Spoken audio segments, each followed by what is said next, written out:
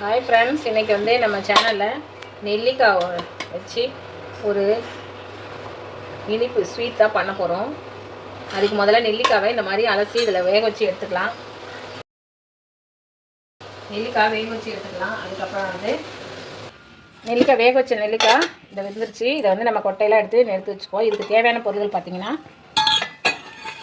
நெல்லிக்காய் வேக வச்சு இந்த மாதிரி ரிமூவ் பண்ணிக்கோங்க. இதை நம்ம மிக்சியில் அரைச்சி தான் எடுத்துக்க போகிறோம். நெல்லிக்காய் ஜாம் தான் நம்ம செய்ய போகிறோம். அதுக்கு தேவையான பொருட்கள் வந்து நெல்லிக்காய் எடுத்துருக்கோம். இப்போ 1/2 கிலோ நெல்லிக்காய் எடுத்துகிட்டு கொட்டையெல்லாம் எடுத்து பார்த்தீங்கன்னாக்கா நமக்கு ஒரு 300 கிராம் தான் தேரும். அதுக்கு வந்து ஒரு 300 கிராம் சர்க்கரையை வந்து நல்லா பொடிச்சு எடுத்து வச்சுருக்கேன். நெய் கொஞ்சம் ஒரு 2-3 ஸ்பூன் தேவை, அதுக்காக எடுத்து வச்சுருக்கேன். கொஞ்சம் சுக்கு, கொஞ்சம் முந்திரி எடுத்து வச்சுருக்கேன். இதை மிக்சியில் அடிச்சிக்கலாம். ஏலக்காய் பொடி எடுத்து வச்சுருக்கேன். ஏலக்காய் பொடி இல்லைன்னா இந்த மிக்சியில் இந்த சுக்கு போடும்போது 2 ஏலக்காவும் சேர்த்து போட்டு அடித்து வச்சுக்கோங்க. இப்போ இதை அரைச்சிட்டு எப்படி செய்கிறதுன்னு நம்ம பார்ப்போம். தேவையான பொருட்கள் இதுக்கு தண்ணி எடுத்துக்கோங்க. நல்லா அடிக்கனமான கடாய் எடுத்துக்கோங்க. முதல்ல இந்த நெல்லிக்காவை நம்ம பிரிச்சுட்டு காமிக்கிறேன்.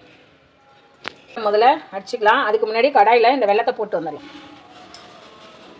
கொஞ்சம் தண்ணி விடலாம். இல்லை வெல்லம் கரையிறதுக்கு இந்த வெல்லத்தை போட்டுக்கலாம். இது கரைஞ்சிட்டு இருக்கட்டும். அதுக்கடியே நம்ம போய் அதை அரைச்சிட்டு வந்துடலாம். இப்போ இந்த ஏலக்காவும் முந்திரியும் மிக்சியில் ஒரு அடி அடிச்சுட்டு நெல்லிக்காய் இதோடய சேர்த்து அடிச்சுக்கலாம். இன்னும் கொஞ்சம் நைஸாக அடிச்சுக்கலாம் போட்டுக்கலாம். அதனால் இதை வந்து முந்திரி வந்து நீங்கள் அடித்து போடணுன்னு இல்லை, வேணும்னா நீங்கள் வறுத்து கூட போட்டுக்கலாம். முந்திரி போடணுன்னு கூட இல்லை, நீங்கள் போடணும்னு நினச்சிங்கன்னா இந்த மாதிரி நான் பொடியாக போட்டுட்டேன். நீங்கள் வந்து வேணா இது பண்ணிக்கோங்க. இதுலேயே நம்ம என்ன பண்ணலாம், கொஞ்சம் கொஞ்சமாக நல்லா அடிச்சுக்கலாம். கொஞ்சம் தண்ணி ஊற்றியே அடிச்சுக்கலாம். நீங்கள் கொஞ்சமாக தண்ணி ஊற்றிக்கோங்க மசிகிறதுக்கு.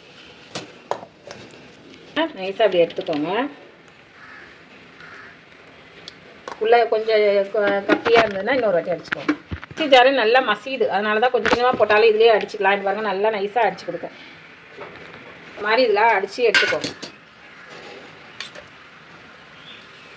நம்ம இதை வந்து ஜாமாக பண்ணுறதுனால நல்லா வந்து பசங்க விரும்பி சாப்பிடுவாங்க. நல்லா ப்ரெட்டில் கூட வச்சு கொடுக்கலாம். சும்மாவே பசங்க சாப்பிட கொடுக்கலாம். நீங்கள் திருப்பி எல்லாம் சேர்த்து ஒரு அடி அடிச்சுக்கிட்டாலும் அடிச்சிங்க. இது நல்லா நைஸாக அரைஞ்சிருக்கும். அரைஞ்சிருச்சு. அதனால் நம்ம இதை எடுத்துப்போம்.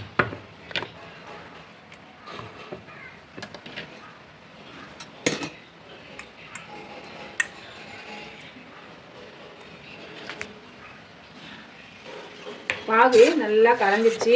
இந்த இதில் வந்து இப்போ நெல்லிக்காய் போட்டுக்கலாம்.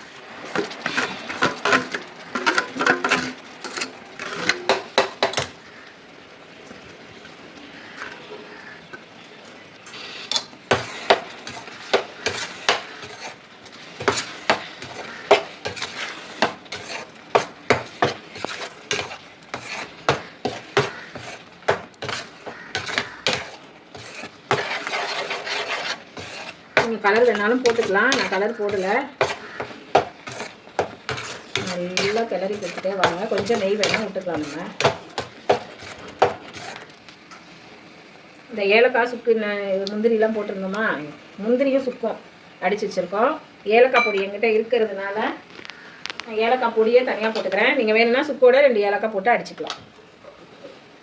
இல்லை கொஞ்சம் நெய் போட்டுக்கோங்க. நெய் ஆப்ஷனல் தான், வேணும்னா போட்டுக்கோங்க. சும்மா டேஸ்ட்டுக்காக தான் நான் முந்திரிலாம் போட்டேன். பசங்க டிஃப்ரெண்ட்டாக சாப்பிடுவாங்கன்னு.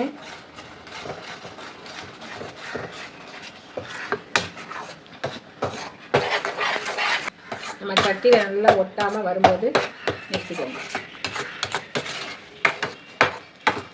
நீங்கள் ஜீனி அதாவது வெள்ளை சக்கரை வச்சும் பண்ணலாம், நாட்டு சக்கரை பண்ணலாம். நான் வெல்லம் தான் எடுத்துக்கிட்டேன். ஏன்னா பசங்க வெறும் நெல்லிக்காய் கொடுத்தீங்கன்னா சாப்பிட மாட்டாங்க.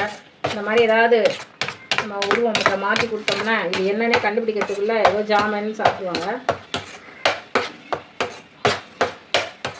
இந்த ஸ்டேஜில் நீங்கள் தேங்காய்லாம் நல்லா போட்டு உருண்டை மாதிரி பிடிச்சி கொழுக்கட்டையில் கூட வச்சு தரலாம். கொஞ்சமாக நெல்லிக்காய் எடுத்துக்கோங்க. ஒரு 5 நெல்லிக்காய் அப்படி எடுத்துகிட்டு கூட இந்த மாதிரி வெள்ளத்தில் வச்சு துருவி போடலாம், அரைச்சி போடலாம். போட்டு தேங்காய் துருவி போட்டு நெல்லிக்காய் உருண்டையாக பிடிச்சி நீங்கள் அதை வந்து கொழுக்கட்டை மாதிரி வச்சு தரலாம். இல்லைன்னா எண்ணெயில் வந்து மைதா மாவு டிப் பண்ணி போட்டு தரலாம். டேஸ்ட்டு நல்லாயிருக்கும். டிஃப்ரெண்ட்டாக ட்ரை பண்ணலாம். பசங்க வந்து சாப்பிடுவாங்க. ஒரே மாதிரி கொடுத்தோம்னா இது என்னது, இதில் சுக்கெல்லாம் இருக்கிறதுனால சளி பிடிக்காது. சுக்கு நான் போட்டிருக்கேன், அதனால் சளி பிடிக்காது. அதனால் சுக்கு போட்டுக்கோங்க. இந்த பதத்துக்கு வந்தோடனே பாருங்கள், நெய் வேணும்னா ஊற்றிக்கோங்க, இல்லைன்னா இப்படி தான் ஊற்றிக்கோங்க.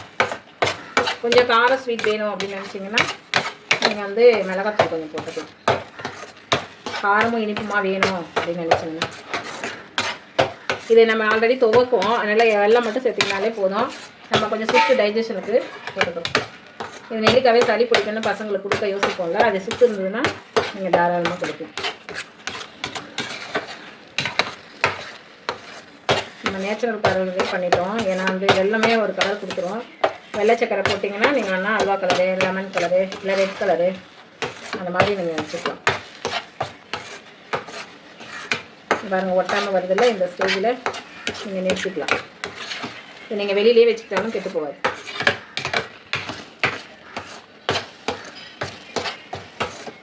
நெய் சேர்க்க சேர்க்க நமக்கு அல்வா பழுத்துட்டு போயிடும். நமக்கு தேவை ஜாம் பழுத்துக்கு, அதனால்